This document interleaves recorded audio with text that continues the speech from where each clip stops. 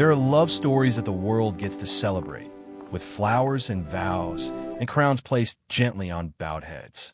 And then there are love stories that the world was never supposed to know. Stories buried beneath the weight of protocol, palace walls, and the silent agreement that power must always protect itself before it protects the people it has hurt. This is one of those stories. A story of a king, a baroness, a secret child, and a woman who refused, for over 50 years, to let the world pretend she did not exist. Welcome to Royal Affairs Unveiled. I'm so glad you're here today, because what we are about to explore is not simply royal gossip or tabloid scandal. This is a deeply human story, a story about love and its consequences, about identity and what it costs to claim your own name, about a little girl who called a king daddy without ever truly knowing what that word would mean for the rest of her life. Settle in. This one goes deep. To understand how this secret was born, we have to go back to the early 1960s, to Belgium, to a royal family still finding its footing in a rapidly changing Europe, and to a young prince who was already living a life far more complicated than his public image suggested. Albert of Belgium was not supposed to be king. He was the younger brother, the spare, as they say, the one born into royalty but not quite destined for its heaviest burden. He was charming, handsome, athletic, and by all accounts deeply romantic. In 1959, he married Paola Ruffo di Calabria, a breathtaking Italian princess with dark eyes and old-world elegance. They were on the surface a fairy tale couple. Young, beautiful, royal, the kind of pair that people pinned photographs of on their walls and sighed over. But underneath the gilded surface of that marriage, something was fracturing. Those who were close to the royal couple in those early years have spoken cautiously, carefully, about a union that was under enormous strain. Paola was described as lonely. Albert was described as restless. They were navigating not just marriage, but the immense pressure of royal duty, political expectation, and public performance. And like so many marriages tested by those forces, theirs began to crack quietly, invisibly, in the spaces between the official photographs. It was in Athens, Greece, sometime around 1966, that a new chapter began. Albert, still a prince at this time, the Prince of Liège, was there on holiday with Paola. And it was there, at a gathering arranged by the Belgian diplomatic community, that he first encountered a young woman named Sybille. Baroness Sybille de Selys Longchamps was 24 years old and utterly remarkable.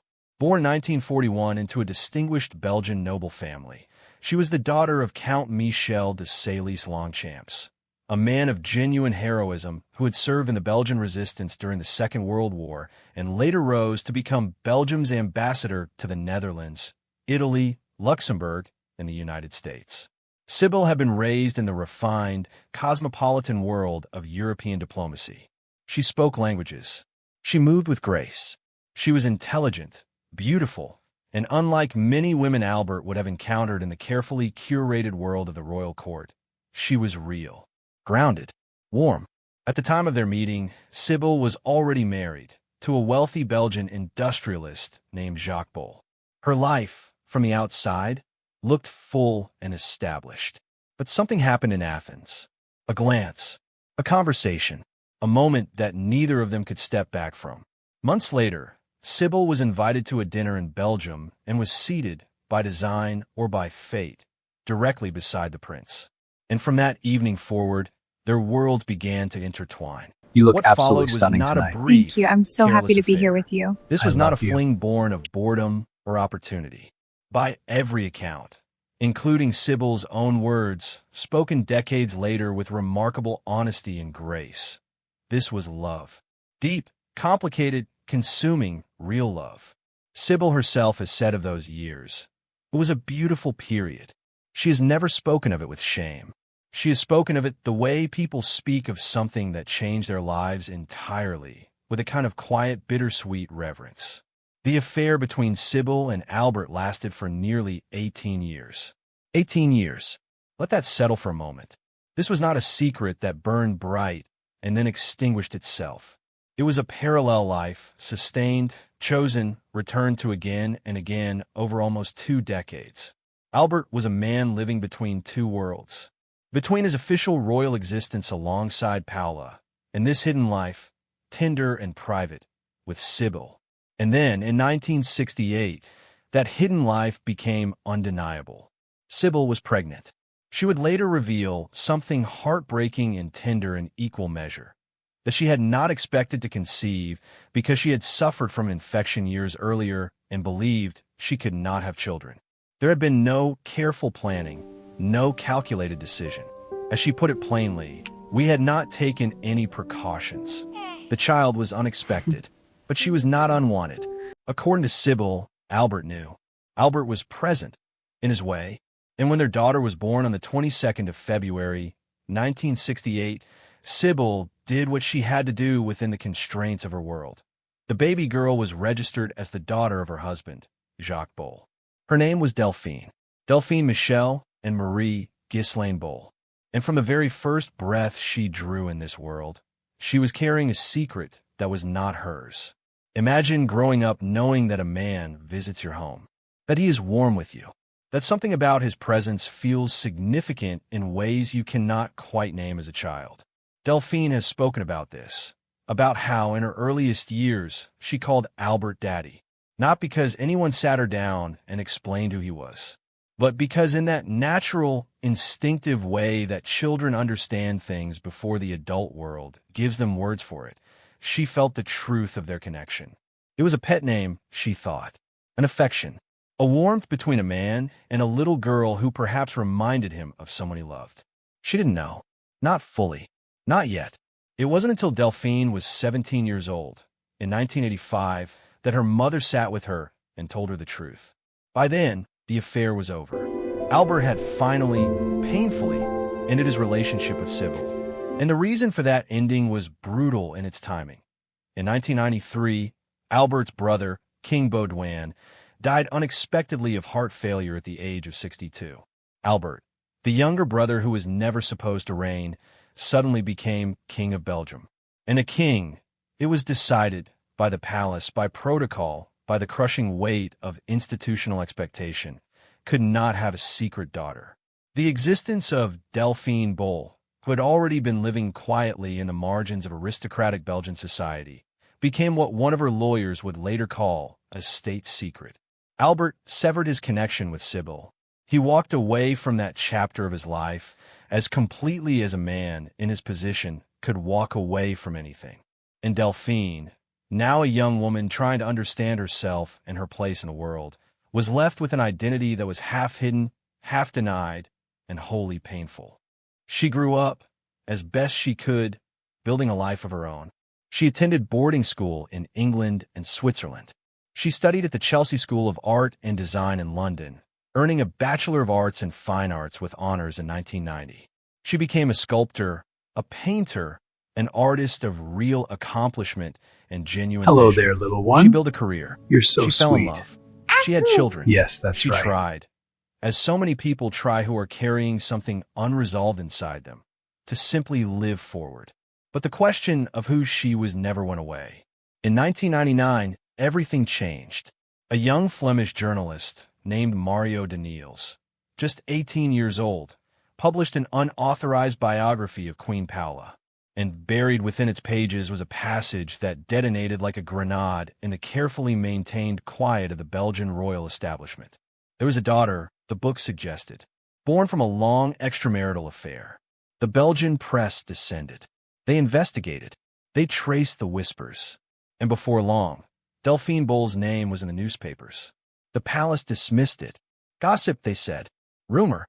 But King Albert's Christmas speech that same year, 1999, contained a passage that felt to many listeners like something far more than routine royal reflection. He spoke of a crisis in his marriage some 30 years earlier. He spoke of something painful and private that had resurfaced. He did not name Sybille. He did not name Delphine. But the timing was noticed. The subtext was felt. And for Delphine Boël, listening like everyone else, the speech must have carried a weight that the public could only guess Thank at. you for meeting with For me. years after The that, pleasure is mine. Let's discuss Delphine the remained agreement. largely I believe we can silent. find common ground. She didn't rush to the cameras. She didn't sell her story. She was, by all accounts, deeply conflicted, torn between a desire for the truth and the very human fear of what pursuing that truth might cost her. But in 2005, she spoke. In a television interview for a French broadcast, she said plainly, for the first time on the record, "King Albert II is my father." Albert said nothing. He neither confirmed nor denied. He had immunity from legal prosecution as a sitting monarch, and he was still on the throne. The palace remained stone-faced, and the world continued to wonder. Then in 2013, everything shifted again. Albert, citing his age and declining health, abdicated the throne in favor of his son Philippe. It was on the surface a dignified exit, a king stepping aside with grace. But the abdication had an unintended consequence that the palace may not have fully anticipated. The moment Albert stepped down from the throne, he lost his legal immunity. For the first time, he could be compelled by a court of law to answer questions that no one in the Belgian royal establishment had ever wanted answered. Delphine filed her lawsuit that same year, 2013. She was 45 years old, and she was done waiting. She has described the moment she first went to Albert directly, before the courts, before the lawyers, with a raw, heartbreaking honesty. She had wanted, she said, to give him the chance to simply acknowledge her, to look at her and say, "Yes, you are mine," to offer her, at last, the dignity of the truth without a legal battle. But Albert was not ready for that. He was not, in that first meeting, the warm man she had childhood memories of.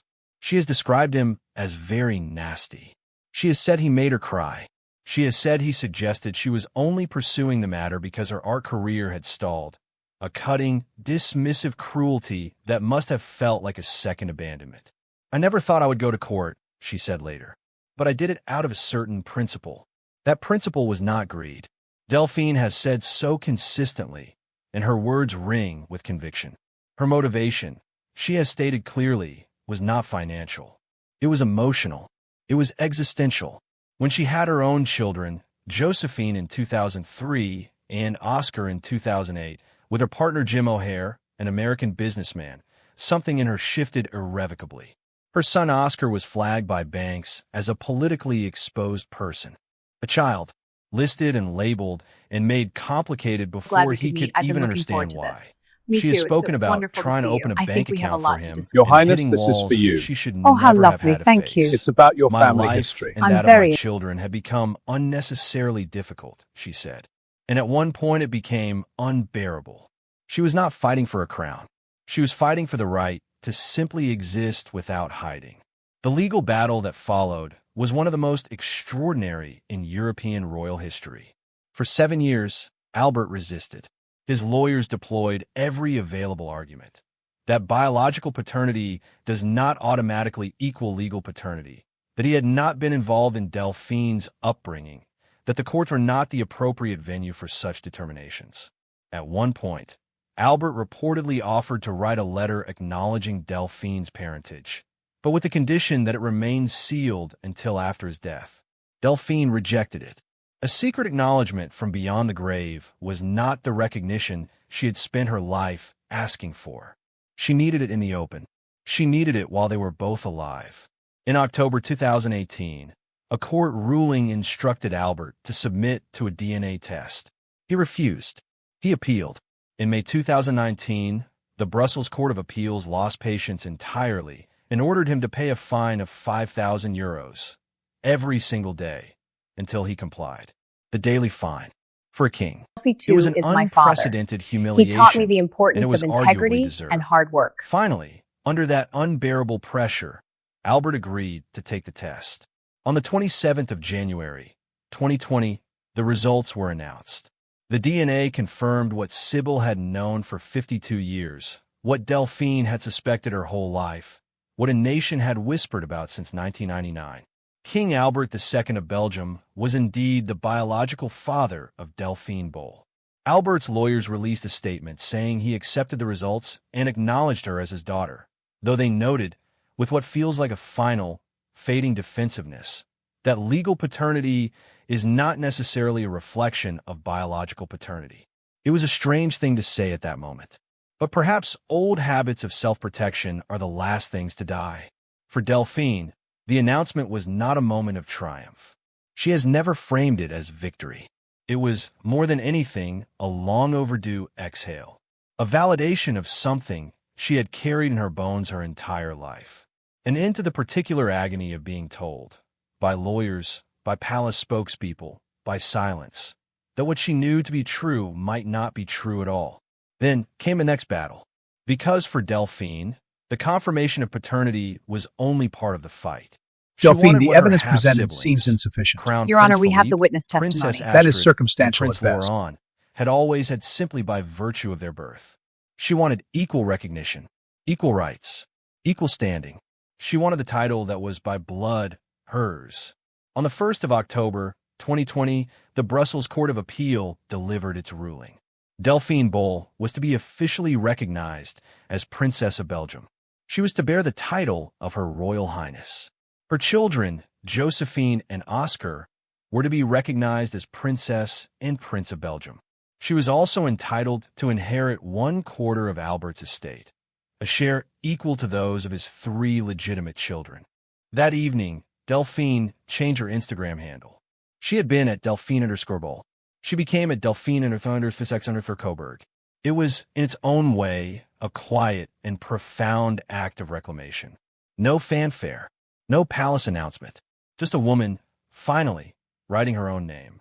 And what a Sybille, because we cannot tell this story honestly without returning to her, the woman at the beginning of all of it, the woman who loved a prince for 18 years, who carried his child and raised her in a world of half-truths, who waited, with what must have been extraordinary discipline, for decades before speaking openly about what she had lived. The pleasure is mine. I look forward to our discussion. Sybille appeared on Belgian television for a program entitled Our Daughter is Called Delphine.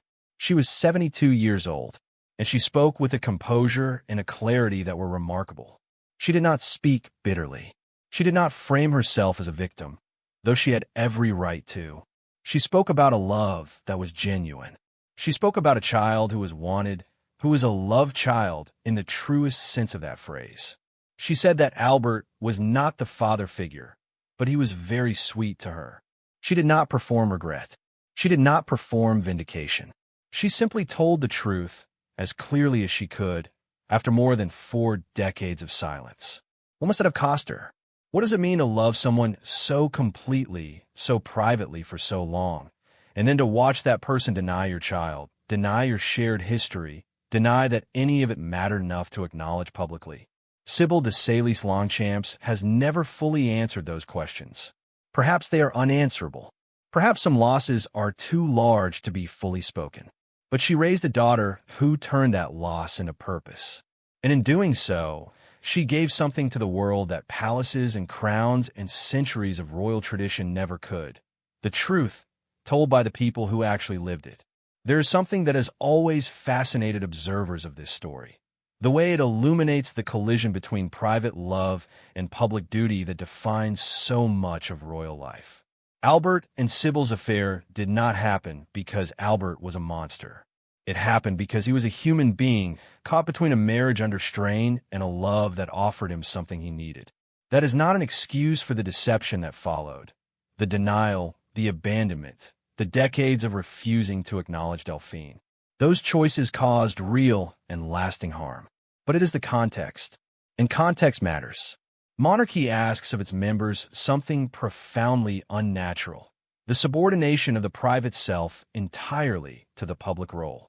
Marriages are made for political and dynastic reasons. Grief and joy are performed for cameras. Children are born into roles they never chose. And when human desires for love, for connection, for something genuine, press against those rigid walls, the walls rarely give. It is almost always the people who give instead. The wise who pretend not to know. The mistresses who accept their invisibility. The children who grow up in the shadows, carrying names that don't quite fit. A lovely day for a walk, isn't it? And in refusing, It certainly is. Very pleasant. she changed something. I'm glad we came. Not just for What a herself, special day, but for my the little record one. of history. Yes, because her a day to story is remember. now part of the official history of the Belgian royal family. It cannot be erased. It cannot be reclassified. It is there, in court documents and newspaper archives and the royal genealogy itself. A daughter, born of love, who fought the most powerful institution in her country and won. It is worth pausing near the end of this story to sit with something that often gets lost in the drama of the legal battle. The emotional reality of what Delphine was asking for. She wasn't asking for wealth. She wasn't asking for political power. She was asking for something that most of us receive simply because we are born. She was asking to be seen by her father, to be acknowledged, to not be the family secret that everyone is carefully not mentioning. She wanted what every child wants from a parent, to matter. That Albert initially met her request with coldness, with sneering dismissal, with suggestion that her motives were mercenary, says something. Perhaps it says something about the fear that comes with being confronted at the end of a long and public life, with the evidence of your own failures. Perhaps it says something about the institutional reflexes of a man who spent decades being protected from consequences. But it also says something about how much Delphine endured in seeking even basic recognition. She was not simply fighting a legal battle.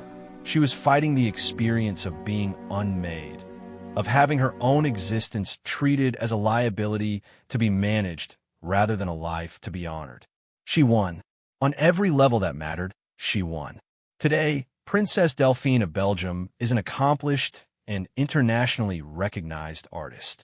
Her sculptures and paintings have been exhibited across Europe and beyond. She is a mother.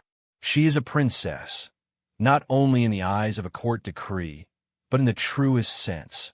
A person of dignity and resilience who endured an extraordinary journey and came through it with her spirit intact. Her children, Prince Oscar and Princess Josephine, carry titles that belong to them by blood, titles they might never have had, were it not for their mother's refusal to accept silence. And Albert, former king, elderly now, and by all account a man who ultimately chose, however reluctantly, to let the truth stand, lives with the full record of his life. The public record, the one he could not seal away until after his death. The one that includes, officially and permanently, a fourth child, the daughter he denied, the daughter the courts confirmed, the daughter who changed her Instagram handle one October evening in 2020 and became, at last, exactly who she had always been. Sybille de Selys Longchamps loved a prince. She bore him a daughter she had to pretend belonged to someone else. She kept a secret for decades that was never truly hers to keep. It was a secret imposed on her by power and propriety and the unspoken agreements of a world that protects institutions before it protects people. And she raised, in the midst of all that complexity, a woman of extraordinary courage. That perhaps is the most remarkable part of this story. Not the DNA test, not the courtroom, not the title, but the fact that a woman who grew up in the shadows of palace secrecy, who was told directly and indirectly in countless ways that her existence was inconvenient, found the strength to stand in the light and say, I am here. I have always been here, and you're going to have to acknowledge it. The hidden monarchy was never really hidden. It was simply waiting for one woman to be brave enough to bring it into the open. And when she did, when Princess Delphine de Saxe-Cobourg finally took her place in the full, unfiltered light of history, the monarchy was never quite the same again. Thank you so much for watching Royal Affairs Unveiled. If this story moved you, and I believe it will, please share it with someone who loves history and loves the truth behind crowns. Subscribe if you haven't already, and leave a comment below. Do you believe Delphine's fight was about justice, love, or both? I would love to hear your thoughts. Until next time, the royals have more secrets, and we are just getting started.